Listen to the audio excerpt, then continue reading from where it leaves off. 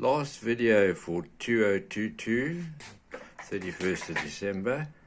So I forgot when I did the video on shortwave to mention that another inexpensive way to get into shortwave listening, and one which gives you wideband coverage and lots of buttons to play with, especially if you're a person who likes computers, is to use an SDR dongle. Here we have running here at the moment SDR Sharp on the laptop, and that's being powered by an RTL-SDR dongle.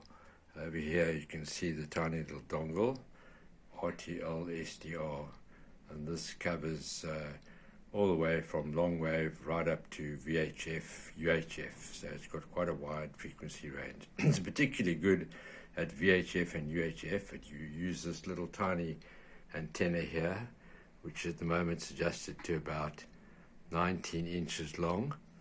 An important point to note with these antennas is that this came with this in a set with the dongle. You need to know which is the center connector or center conductor of your coax.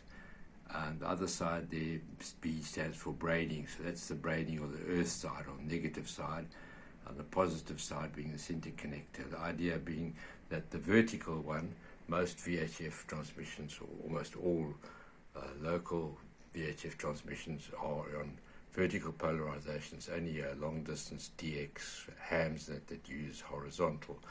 So you really want to have that one up vertically, and then the other side, which is basically just the ground plane or the earth part of the antenna, that can be down at an angle, or you can have it straight down, whichever way suits you. Doesn't make much difference. This picks up aircraft extremely well, this little antenna.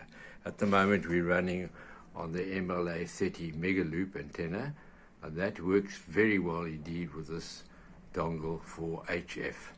So for about $70 in total, I think the dongle is about $30 and about $40 for the MegaLoop. You've got yourself a very advanced receiver, and it's a decent, as long as you've got a laptop, of course. That's the main thing. You have to have a suitable laptop. You can use it with a tablet. You get a thing called a USB to OTG, that just stands for on the go, and that plugs in. It's usually a C connector, the modern tablets, and the other side would be just the USB socket, so you can plug your dongle into that. And then there is software that you can run, but it's not nearly as good as the software running on this laptop at the moment, SDR Sharp, which is specifically designed for this this dongle. Let me just see if I can get, where's the mouse now? There it is, okay. Right, right, you can see my reflection in the screen there, unfortunately. I'll try and get out the way. And that program has been picked up. You can see the program running here with this stripe up and down. This one here, which we're on at the moment. And picking it up reasonably well. Propagation, it's actually fading in and out there. It's come up stronger again. And below you can see the waterfall. So if you want to get to any one of those other signals, you just have to click on the waterfall display, and then you can, for instance, that one over there, you can click on that, and that will take you straight to that frequency.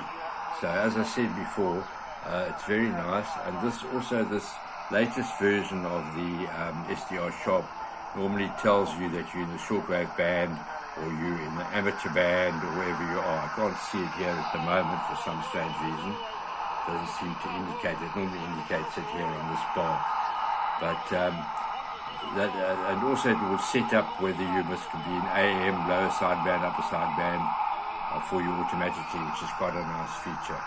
So if you're into computers and you not like me, who likes to push buttons and knobs and things, and you're good with software, let me just switch this off a minute here. I can find the mouse again. There we are. Let's mute it. Sorry about that. If you're into software and computers and things, and these things are certainly a very inexpensive way to get into shortwave, and not only shortwave, but it covers VHF, UHF. So if you're lucky enough to live in the States, and then you've got a lot of interesting information. You can get a couple of websites. You can pick up what's going on in your area with the various services, plus various other utilities and things. So invent of the normal things that happen there with the adverse weather, and obviously you can pick up the weather bands. I think they were 163, 164, somewhere around about there, the weather frequencies, and monitor those as well. And you can set up scan limits and scan like a scanner can do between the frequencies, say just covering the weather band frequencies. So there's lots to play with, so that's also something to think about. So all I have to do now is wish you all a very healthy and prosperous new year, and trust that you have good health in the new year. Thank you very much for watching throughout the year.